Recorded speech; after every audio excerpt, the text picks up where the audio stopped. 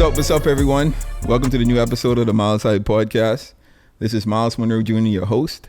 And as always, the vision and goal of this podcast is to entertain, educate, and elevate you miles high above your fears, your doubts, and any limitations that you may think exist, always knowing that those limitations only exist in your mind. I have a special guest on the pod today. This is someone who I've known for quite a number of years, right? Someone who I'm now working along with.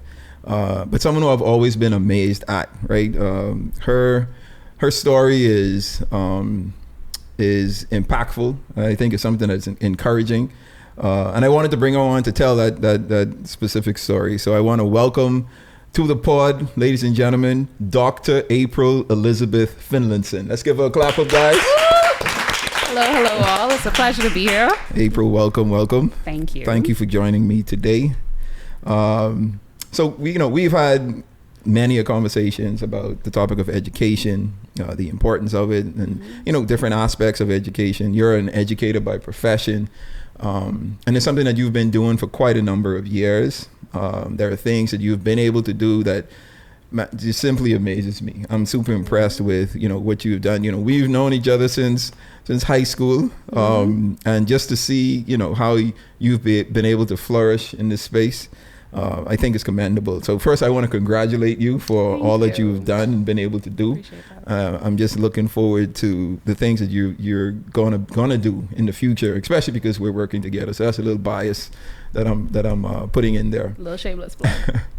We'll get to that later on in the episode. But to start, so I want you to give a little bit of history about your personal education and like where this educational seed was birthed in you. So I'm Dr. April Elizabeth Finlayson, born and raised here in the Bahamas, but I'm bicultural. So my dad is from Andros, which is the Bigfoot-looking island in the Bahamas, and my mom is from Georgia and was raised in Florida.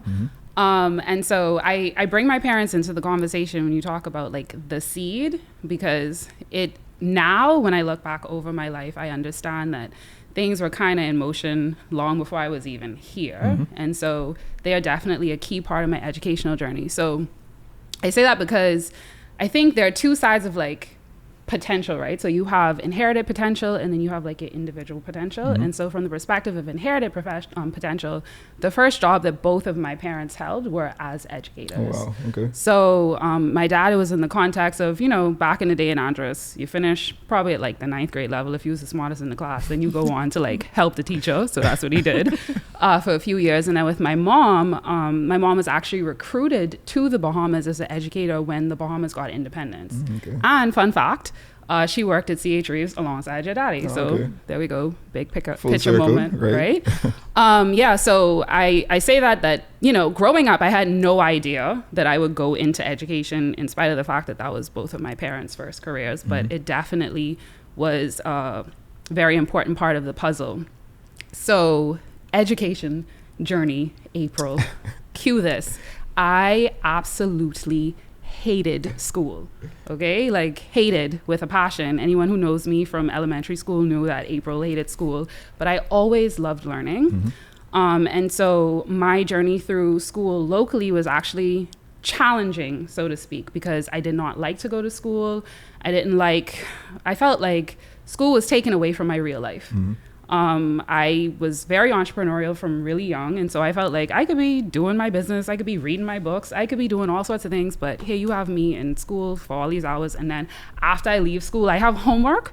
Say what? So you said you were entrepreneurial from young. Like, yes. Give me some of those things you did. Oh, sure. From an entrepreneurial standpoint. So one of the businesses that my brother and I had together was, we had a lot of fruit trees in our yard. And so we would sell fruits. So we sold like sea grapes, sugar bananas, all that kind of stuff. And sell them where? In the neighborhood? Sell them in school, even though we weren't supposed to be doing that in school.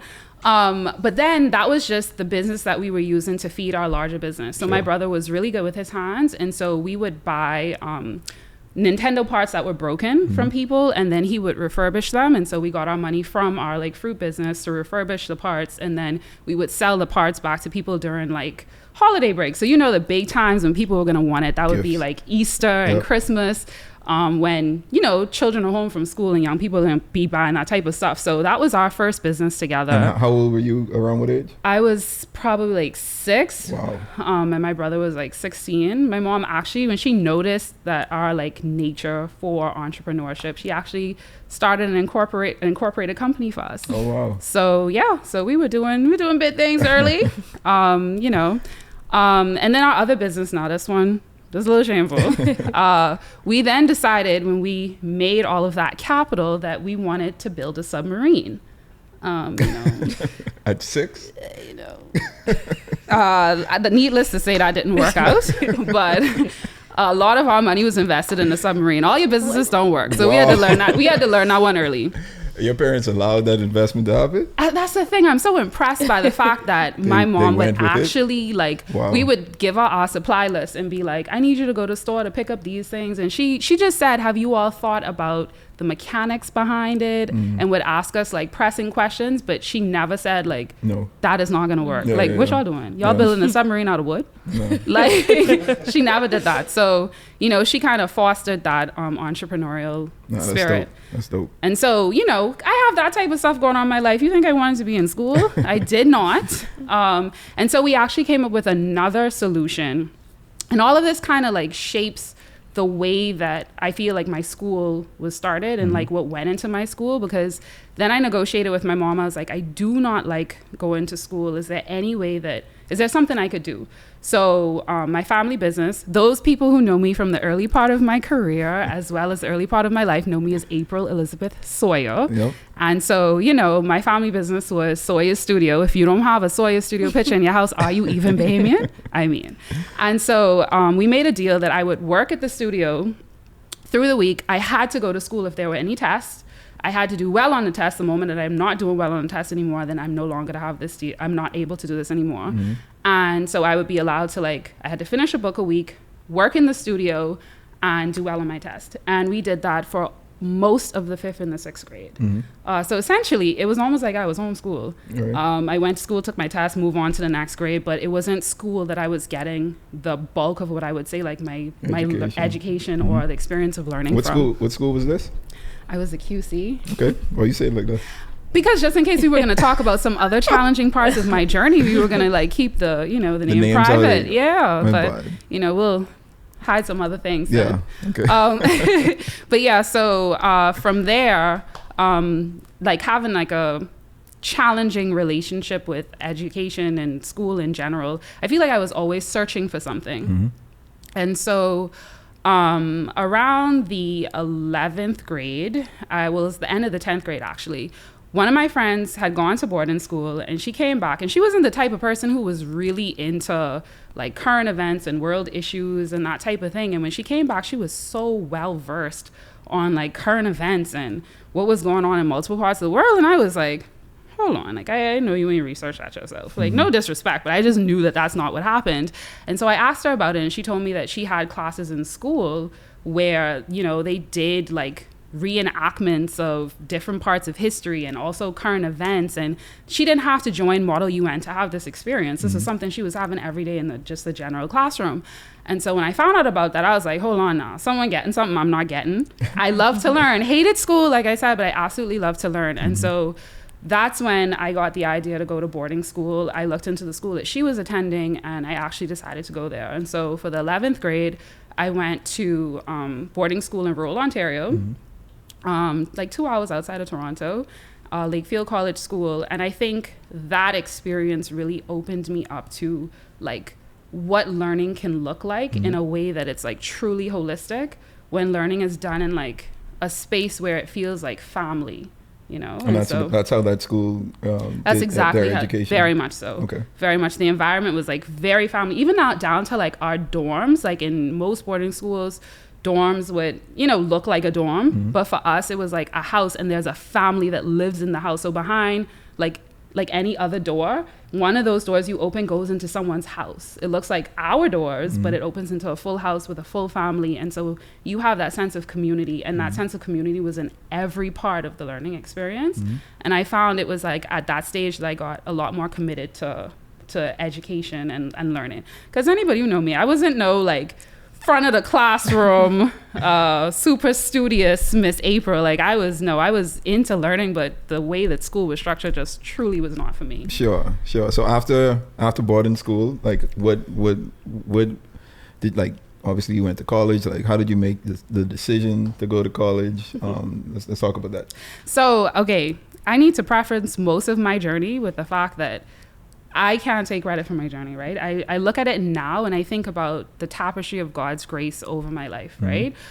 And the thing about a tapestry, and like Reese could chime in about this, like when you first start with a tapestry, it could look very disparate. There's like the patterns might look odd, the colors might look like they all out of the way. And for much of my journey, that's what it was like. And I'm finally at a place now where I could step back and see the tapestry and see how intentional God was about my journey. Because when it came to college, let me throw this in again, I was also just not Miss Super. I was about college, like very early. I had my Spelman t-shirt from Myles 4. So I told everybody, like at my primary school graduation, I was like, look, I could skip all this school part. I want to go to Spelman. But no, in terms of like doing it in the way that, like, I don't know, super committed nerds might do it. That was not me. And I just had my idea. My heart set on Spelman. I felt like that was it. My mom did not want me in the US because this was like shortly after 9/11. And so she was like, no, not happening. And so I went to McGill University, and that actually happened because of our mutual friend. So I did not do my own application for McGill University. As a matter of fact, I was standing on a line outside of a local nightclub. And I remembered that there was a deadline for college applications outside of the province. So in Canada, they have provinces instead of states.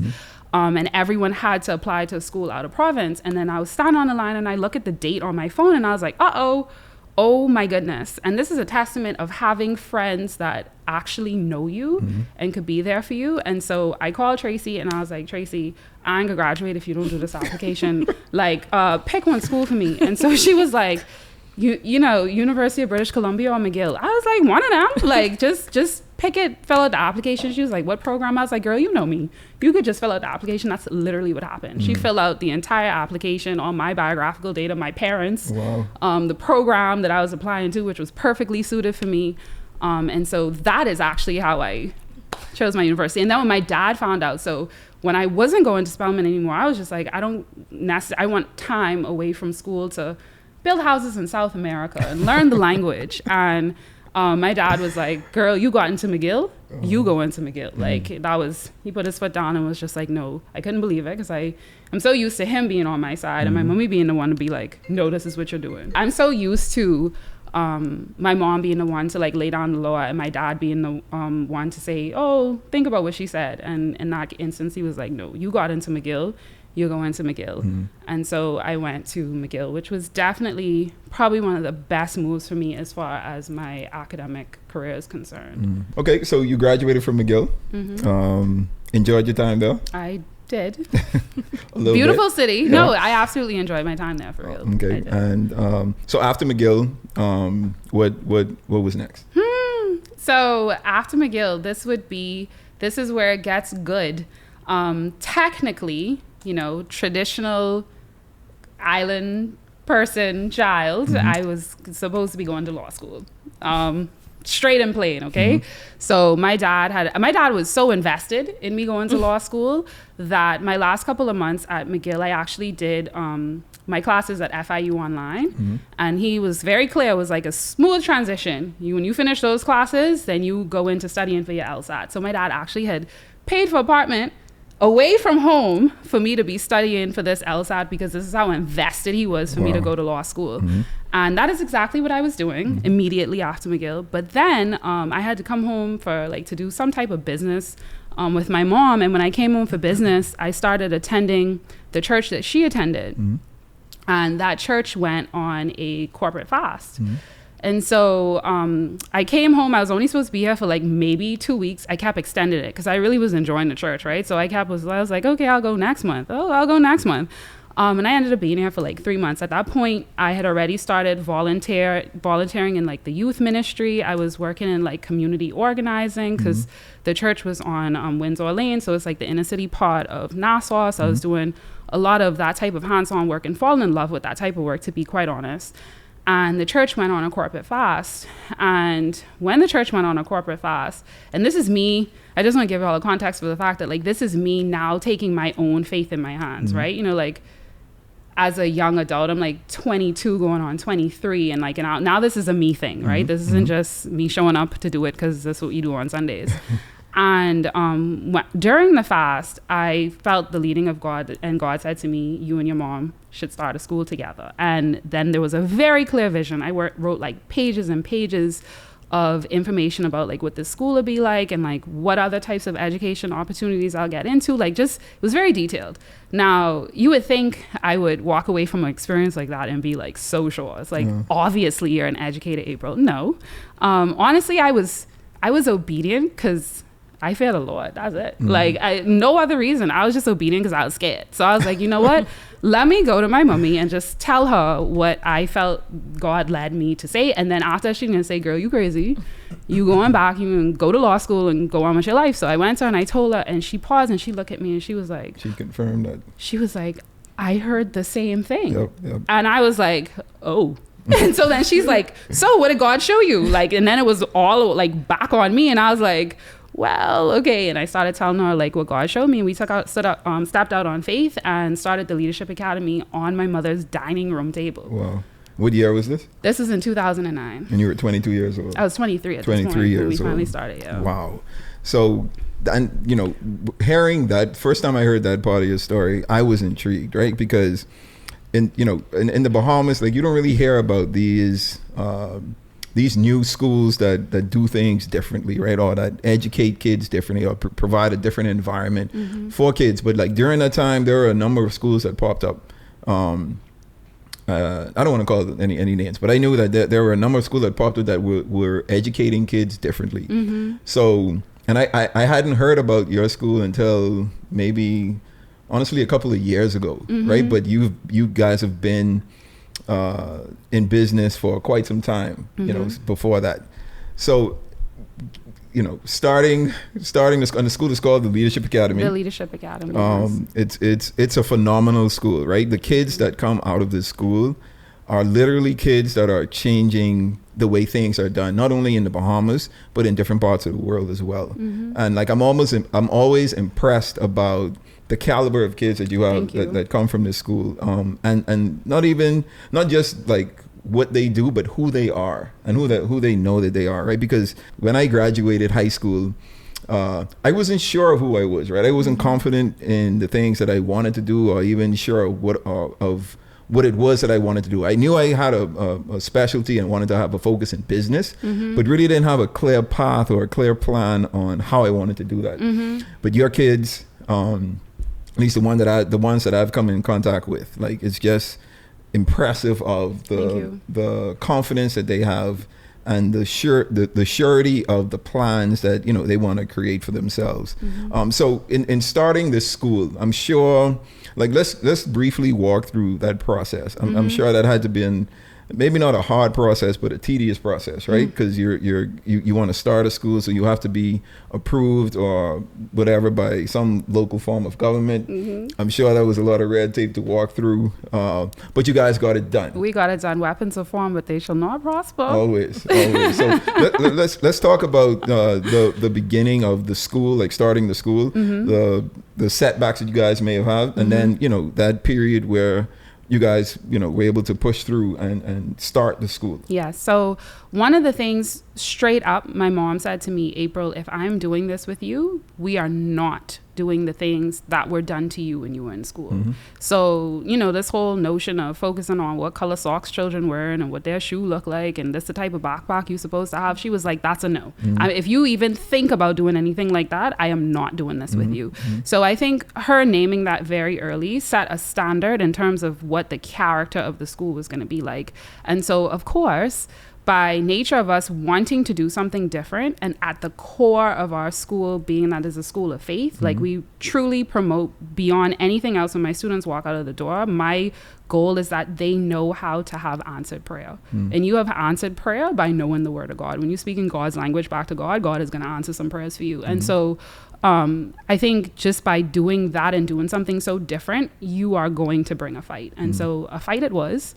on so many different levels and planes. We had a fight at the national level. I mean, like, laws were put in place in this country because of the existence of my little school. And at this point, our school was only like, I would say about 30 kids when we had the challenges where, you know, police came with guns and all sorts of things on campus one day. But like, God is always able, because two things happened and we were prepared in that instance. So my pastor at the time was very prophetic and had said he had a vision of my mom being arrested. And we were like, what? Like, we all laughed because we was like, what? This old lady arrested for what? You know what I mean? What law is she breaking? Like, what's she doing?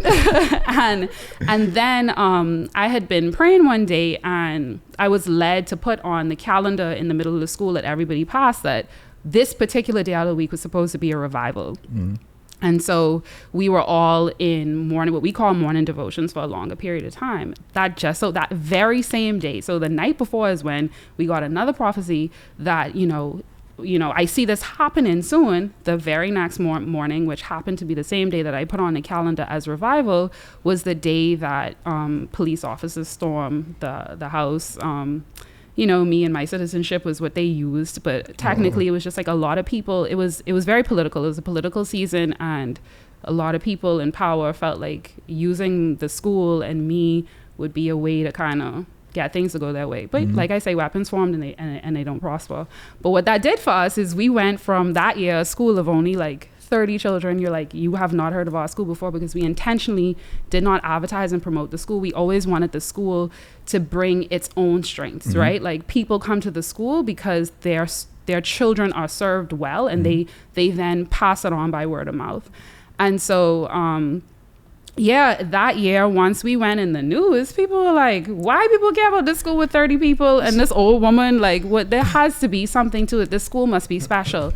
And our school went from an enrollment of somewhere around 30 to 110. Wow. And so they tried to shut you guys down, but gave you guys free marketing and promotion. It was incredible. And it was truly a testament to, you know, like, just persevering. It was not easy. I would say if I wasn't doing it with my mom, there was so many times that I would have quit. Sure. Because, you know, as a young person, I was like, see, that's too much. Like, we just trying to do something good. You know, why are we going through all of this? But and there's so much principles in that, right? Because number one, it like who you do it with matters, right? And like the partners we choose in life, the partners we choose in business is like super important. And then the second thing is like, we're always going to face these obstacles, right? Things are going to come up. Things are going to try to take us out. But, you know, these things can be used for our betterment, right? Everything, no matter what happens in life, everything can be used for the good of God and for his glory to be brought forth. So that's an amazing story, man. And, you know, just like you say, they tried to, you know, make up some stuff to get you guys, I guess, shut down or, you know, propel themselves in this political season. But it only boosted your registration and applications for your school. So that's amazing. Now let's talk about the school itself, right? Because you guys you do education a bit differently from you know, the regular high schools in the Bahamas, and I'm assuming, you know, other schools around the world. So what's the focus in the way that you educate kids, and how, like, at the end of their educational season, I'm talking like when they graduate, what is it that you want your kids to walk away with? Okay. So first, in terms of how we do things different to the core, the focus is the child, right? In many conventional school environments, especially locally, it's about so many other things in the child. It's like the family, what family the child come from, all that type of stuff. But for us, it's about the individual that's in front of us, and how can we allow this individual to grow in a way that they truly know themselves. I think if there's anything that's consistent about my graduates, it's about the fact that they've taken that time to really like get to know who they are, and from there they're able to figure out like what see their potential and figure out what the purpose is for their life, right? And so the way that we do that different is every family has an interview, and the interview isn't like a, you know, like most schools have like an entrance test. That's not the thought. The idea of the family interview is that we meet the child and the family, and we see if this is someone we could really partner with to go on what is a very unconventional journey about your child learning themselves. Because if your child is learning themselves, there are some days in our school you might come to school and you may be having a really off day, and you may not do schoolwork. And we're actually going to support you in that journey. We actually may take you on errands or something like that, so that someone within the environment has the opportunity to really talk to you and see what's going on. And that, some people don't want that under any circumstance. I drop my child at school. I want my child to go to school. Whereas with us, it's more about like, who is this person and their character development? So that's the first part. Then from like an academic perspective, what we do is we design a plan towards graduation for each individual child. And so if you have, let's say you had a twin brother, you all wouldn't necessarily be doing the same style of math, or your English might not be at the same level, or you just simply don't have the same interest, so you would have very different electives. And so we put together a plan based on the actual individual child, right? And then what is most important to me, as I kind of foreshadowed earlier, is you have an opportunity to have a life. So we don't, you have homework if you don't finish what you were supposed to do in school, but it's not us assigning you homework, because I feel like you need to have a life. Like that is how you are successful. You have to get to know like who you are and what you're interested in. A lot of people lose so much time on the college end because they never had an opportunity to have that type of exploration. And so we want to allow our students the space to be able to like do other things professionally. A lot of my students, before they graduate, they're already within some career. Like I've had like philanthropists start early with like cookies on Wednesdays and sending cookies into using the profits from the cookies to be able to help a local primary school, like different things like that, right?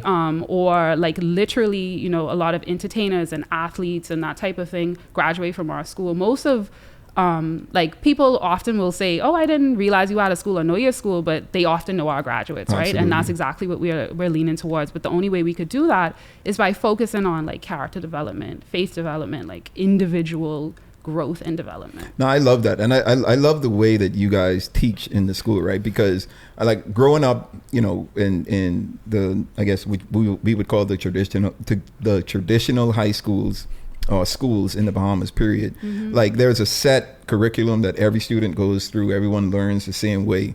But each of us are different as individuals, right? And I could recall, once I graduated, moved on in life, and then thinking back to school, and you would remember like those individuals who were considered like smart, or the smarter ones in school, graduated, and they aren't like, you have that most likely to be successful or whatever. Like those individuals didn't, their trajectory didn't pan out to be what we thought it would be. And that's nothing against, the kids, or nothing against anything. Like life happens, right? And a lot of things that we go through kind of deviate us from, maybe the ultimate plan that we're supposed to be accomplishing. But my point is, like, I don't think every kid should be educated the same. No. And I like the way the Leadership Academy educates, and the intention that you guys have, or the details that you guys pay attention to when it comes to like educating individual kids, and like what this kid needs versus what this kid needs. Right. So I just think that's something that was unique. I was impressed when I learned that that's what the Leadership Academy was about. And like you say, a lot of people don't know about your school, or may not know about your school, but they do know a lot about you guys as graduates. Right. Because your kids become staples in our communities, especially in the Bahamas. So that's super impressive.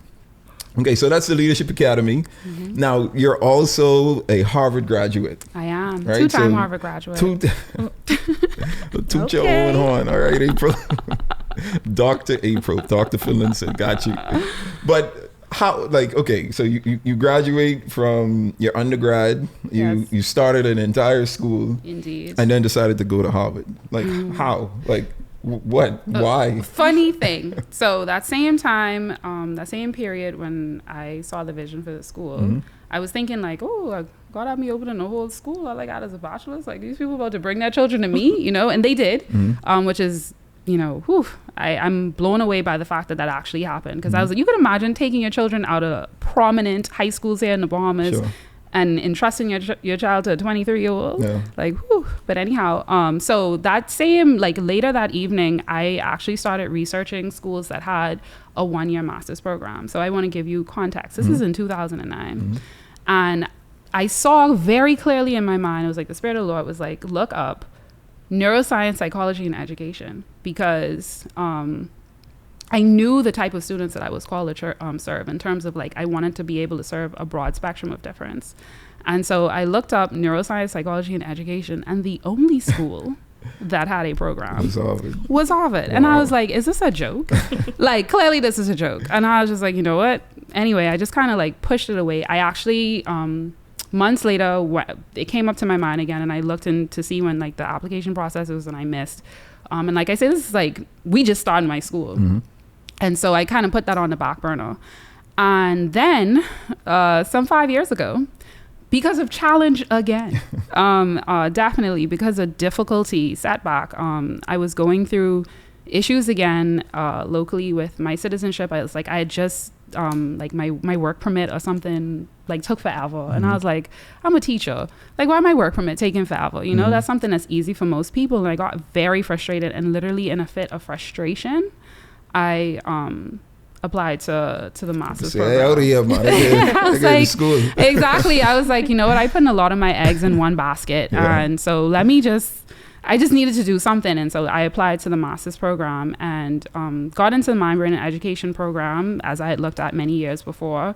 And then during that program, I was exposed to the Doctorate of Education Leadership, mm-hmm. and fell in love with the concept of the program, because the program, it was so much of, I feel like, what I had been looking for throughout my entire academic journey. Mm-hmm. So it's a doctorate in education leadership, and it could be misgiving if you're not thinking about like the purpose that education actually serves in society, and what it takes to actually be a good leader. And so within the context of this very beautiful program, which is it's actually a partnership between, and this gives you a better understanding of what they teach. It's like a partnership between Harvard Business School, Harvard Kennedy School of Government, and the Harvard Graduate School of Education. And so they teach you, let me just put it like this. The motto of the program is transform self, transform sector. And so this notion of like getting to know yourself better and transforming yourself will allow for you to impact the world and transform the education sector. Mm-hmm. And they absolutely deliver as far as the curriculum is concerned to do that. And so, yeah, I went to Harvard, graduated. Yes. You're a Harvard two-time Harvard graduate. Indeed. Super impressive. Thanks. And doing all of this while still, maintaining your leadership academy. Mm-hmm. Your mom was a big help to you. Huge. And one of the things too that I like about your school is, in talking about the help that you get, a lot of the kids that graduate from your school come back and work for the school. Yes. That's super impressive, right? You're training, you're educating your educators, essentially, right? And you're promoting from within. I think that's a good, an added bonus to what the Leadership Academy could do. Not only are they providing for society, but they're paying it forward for the Leadership Academy as well, and the kids coming up after them. Mm-hmm. So super impressive, April. So what's next? You and I have started working together in this educational space. Our organizations have been trying to get an institute off the ground, right? We have a lot of resources within our organization that we, have been trying to use to create curriculum, create training programs that we want to offer for persons to learn. And I think this is just my opinion. I think the problem was like we didn't find the right people to work with. And I think, everything happens in time. I think the work that was done prior to now was necessary, right? It got us to this point. Mm-hmm. But you and I connected early 2023. And not that, it's always amazing to me. Like, I've known April my entire life, pretty much my entire life, through high school and stuff. Her parents and my parents knew each other. And now, coming full circle, you and I are working together now. So what's next for you? We are working together on the Monro Institute of Leadership. But I'm sure you have a lot more plans that you want to accomplish. You actually, Harvard employs you as well. You do some work with Harvard. So you're doing a whole lot. So let's just talk about like what's next for April. So I'm the executive director of the Monro Institute that she of is. Leadership. Let's give her a clap up for that, guys. Way to go, April. And so essentially, I guess the way that I look at it now, because many of the plans of a man's heart, but it's God's purpose that prevails. 100%. And I can be an over planner, and oftentimes in being an over planner, that's when God is just like, miss, we on a plan here, slow your roll.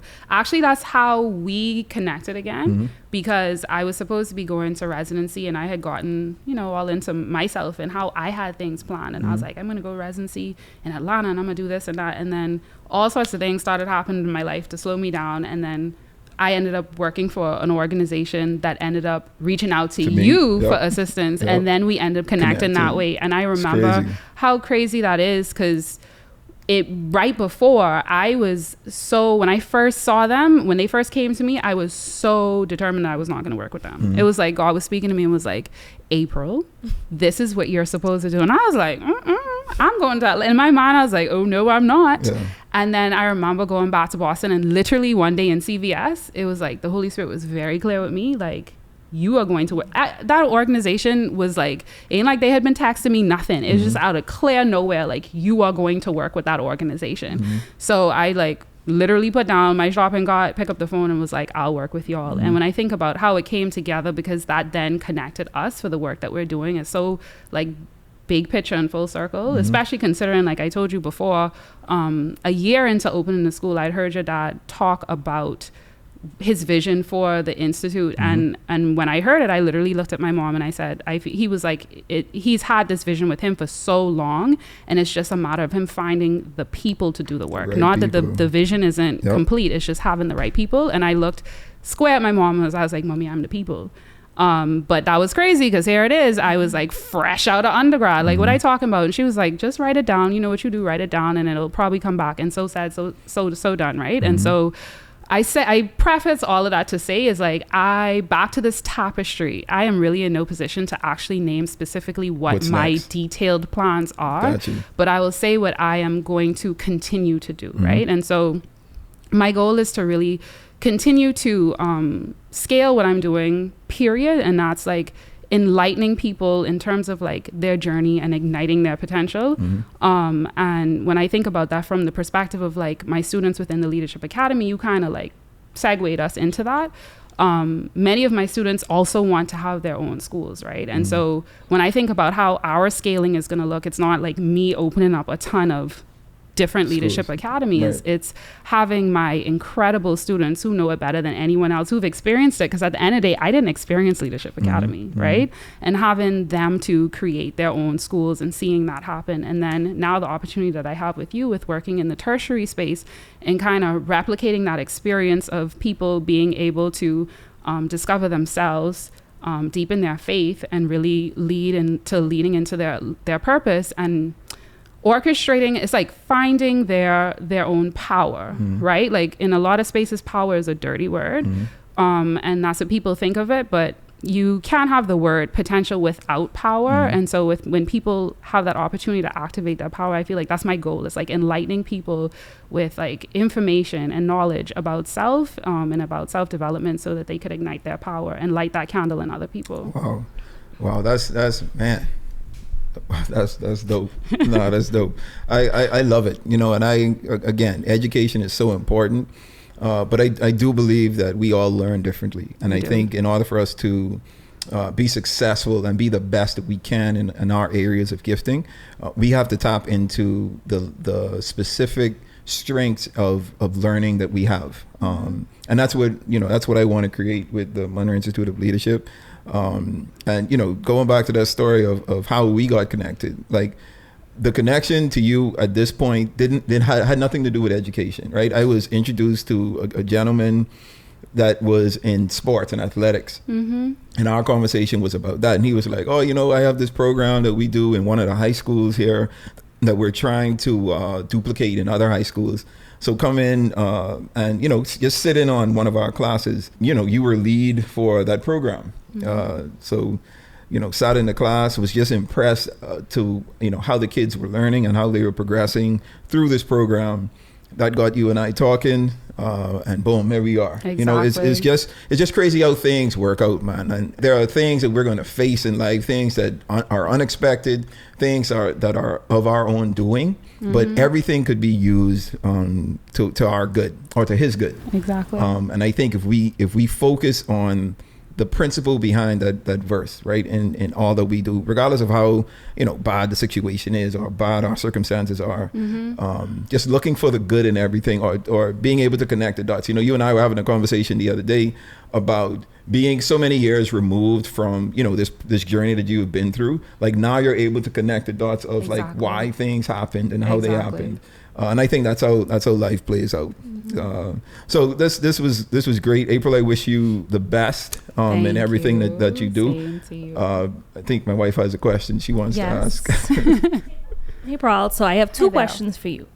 So one, how can we begin to change the colonial mindset of education in the Bahamas? We know that a lot of kids in the system today are forced to do certain stuff, to be certain ways, and it's stifling their creativity, their confidence. How can we begin to focus on children's individual needs as opposed to just lumping everyone into one group and forcing, everyone to learn the same way when we are all different and unique? So there are two things that come to mind that are readily accessible, right? So the first thing is, if we had the opportunity to have more after school programs, like people investing in after school programs that show people how effective this untraditional style of learning can be, then I think more people will buy into it, right? Because I can remember, like, pre-pandemic, what I was doing seemed so novel. Like, people were like, well, why do you need to personalize or individualize or have, like, computer-based learning and all these different things? And then the pandemic happened and everybody realized, like, oh, this makes sense. And are more willing to lean into it. And I think that if we invest in spaces where we have after school programs so that parents can actually become believers of the fact that this can work, that's one way. Another way is, my country, our people. We are so against vocational education, and there's so much that's lost from us being against vocational education. And junior colleges, this whole notion of that type of space, if we would embrace those types of opportunities more, like, imagine if we had a school system that was intentional about making sure that you have a certain amount of experiential hours. And those experiential hours could be like vocational learning, carpentry, go into BTVI, but those experiential learning experiences could also be you being an apprentice or an intern at a particular place, and you have to have a certain amount of those hours to graduate. Then you would start to see, like, people having the opportunity to, like, they will learn more about themselves and having those, like, real life experiences, right? So I think those are two, like, standard ways. But then, I just want to be myself and be revolutionary and be like, just give it a chance. You know what I mean? Like, just step outside of the box and, like, take that leap of faith and invest in your child. And when I say invest, I don't mean like financial resources. I mean invest that time into your child, like knowing who your child is as an individual and seeing at least two things that they're really interested in through.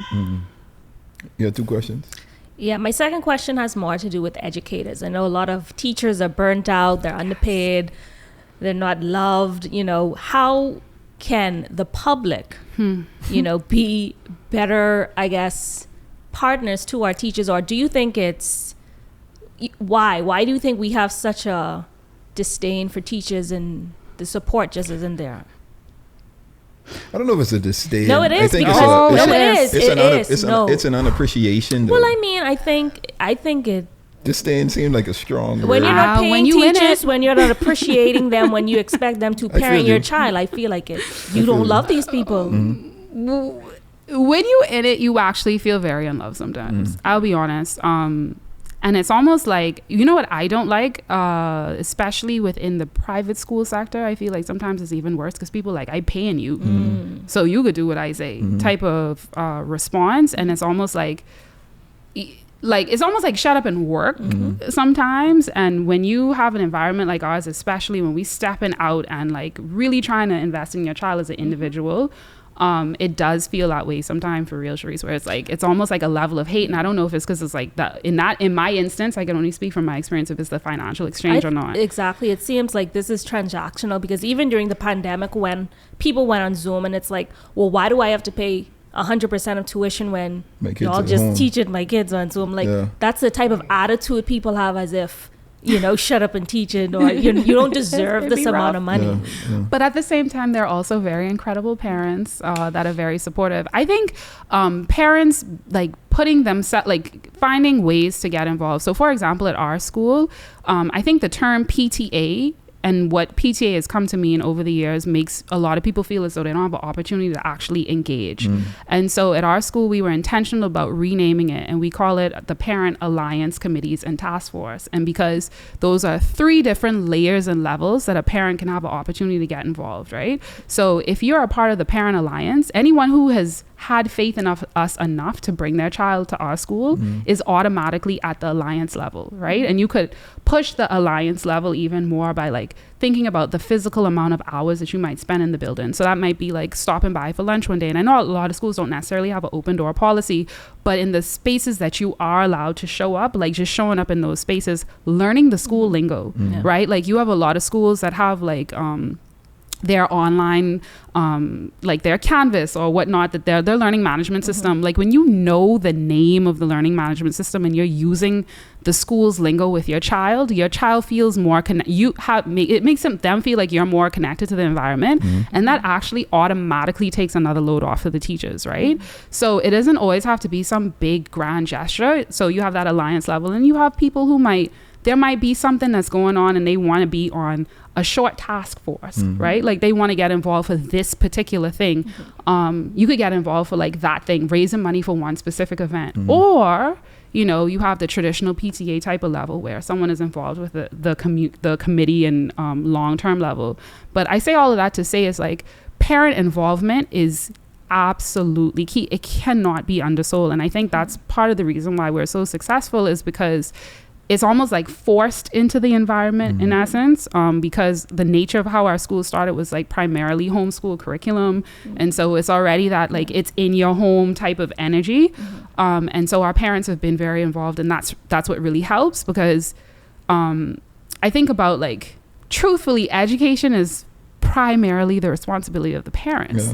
The role of the teacher is just to assist the parents, right? And I think most parents look at it as, I drop my kids off to school. This is your job now, right? You know, it's your job to educate my child. And I do agree. I think parents need to play an active role in that educational process for sure. My final question is, we always have this discussion because now that there are so many ways to make money without going to college, social media, influencing, vlogging, how important do you think education still is in terms of, you know, because most people, you go to school, you get an education, you find a job. But if you're finding a job without the college and all of that, do you think it's still necessary? I think education and learning is still necessary. Do I think that the conventional expectations of what education looks like? No. And that might be challenging for some people to think, but I truly believe that if you are investing in learning, that's going to look different. So I'm big on the future of work. If anybody want to take the time to Google my dissertation. So young people, so this generation, they're going to have 4 to 5 different careers over the course of their lifetime, not just jobs. And so imagine if you invest in hundreds of thousands of dollars into a specific career, and then you just have to shift to another career, right? And so education and what it looks like is actually evolving around us. It's a matter of us evolving, like choosing those things that are evolving with us as far as education is concerned. So I do not necessarily, that's why I think it's like vocational school and junior colleges and stuff like that are so helpful to like leverage this experience of like me investing in a place and also still having that room to navigate to a different direction. But certifications, there are a ton of people in a lot of fields that are getting paid a lot more from certifications than those who have degrees. And so I'm not going to say that learning stops. Like those individuals that are under the impression that, oh, well, you know, I'm a YouTuber, I just don't need to learn. We gonna see how long you're gonna have whatever you've accrued. But I think that learning is still very important. Education itself is very important, but not necessarily the way that we expect it to look. Yeah, I can remember, you know, my dad was like, yo, you going to college. Like I didn't have a choice. Right. And, you know, I could see the reasons why he was, you know, gung-ho on saying, like, you have to go to school. Even with getting my master's, like that was something that he didn't force me to do, but was really adamant that, you know, I think you should get a master's degree. And I appreciate that, but I think, you know, me and Sharice have this conversation a lot, and it's like, yo, if our kids come and be like, they don't, you know, they have this idea that they want to pursue, and but it, you know, college is going to interfere with that. we have to entertain it. Exactly. Right? It's not going to be like, nah, you can't do this. You're going off to school. Like, nah, I want to, like, you know, like your mother was doing, allowing you to build a submarine at 6. Right. You're not really saying no, like this is a crazy idea, but you know, just kind of harnessing that creativity that you had, and look how it turned out. I agree. Actually, my dad has a business, and I had an idea in the middle of college about something that I felt would have taken off for their business. And here it is, 20 years later, it came out. Wow. And I'm just like, sir, in the middle of college, I actually pitched to you. I had a slide deck because I had to prepare it for a marketing class in school, and he was not hearing it. I had another business idea and it was not hearing it. And I was just like, I felt like, yes, part of my entrepreneurial experience was killed through college, but I do appreciate that I went, right?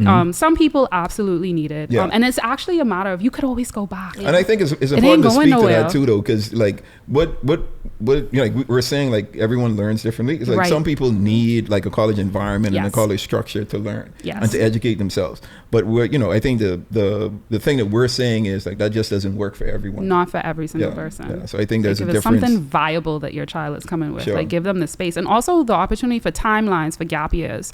Because the thing is, you spoke earlier, Reese, about like colonization and whatnot. I realized that when I went to boarding school, a lot of people who have amassed lots of wealth, their children take gap years.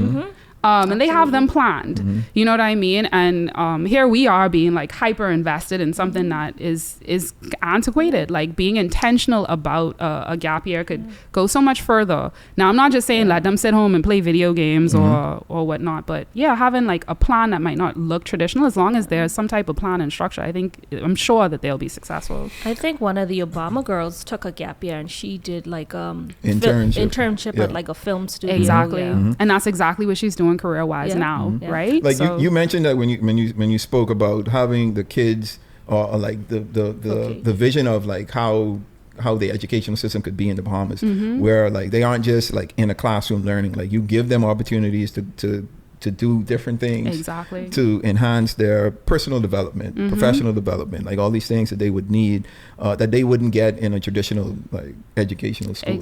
You know, so I think that's important.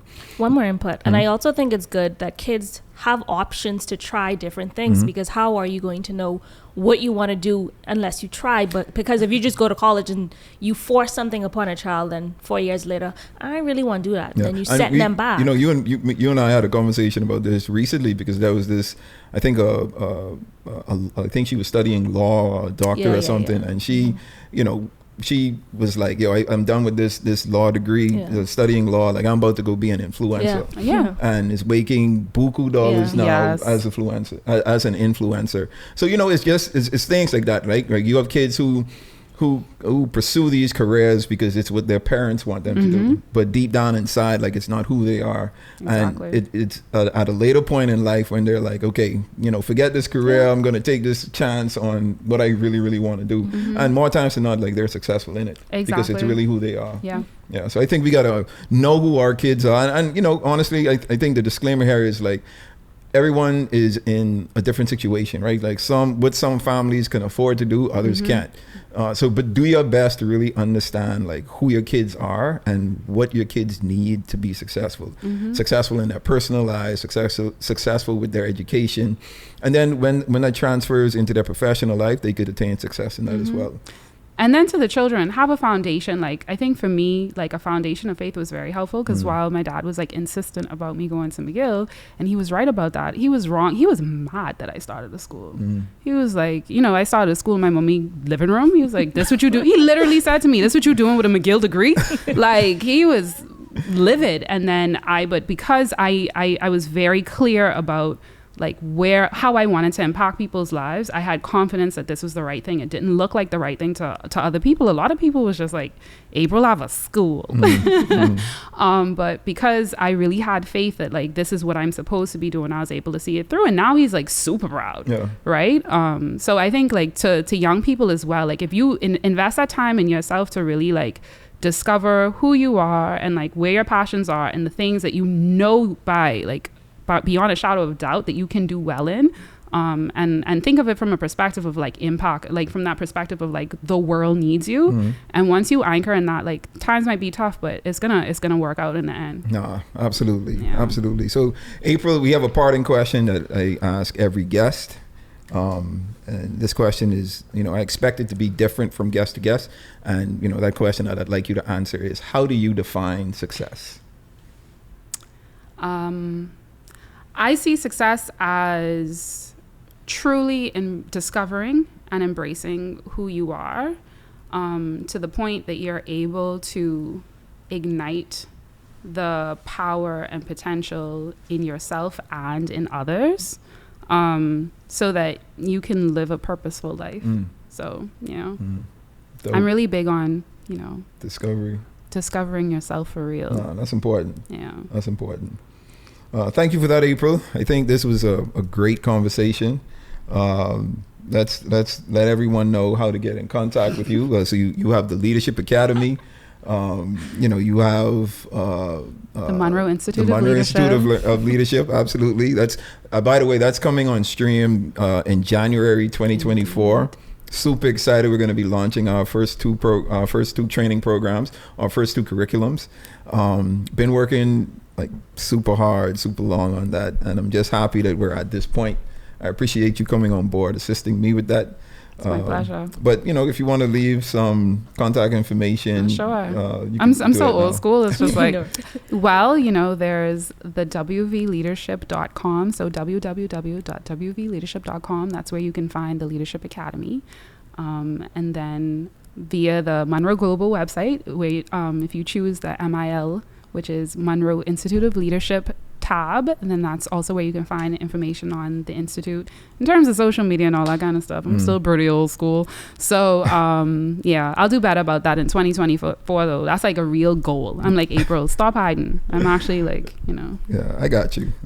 Well, April, thank you so much, man. It's been a pleasure. Thank you. So this is yes, thank you for being here. So this is the portion of the show where I leave a milestone with you. Again, these are just principles, quotes, things that I want to leave with you to take home and apply to your daily lives. Today's milestone is simple, and it's along the topic that we've been discussing today about education, right? And it says, education is not the learning of facts, but the training of the mind to think. And that's a quote by Albert Einstein.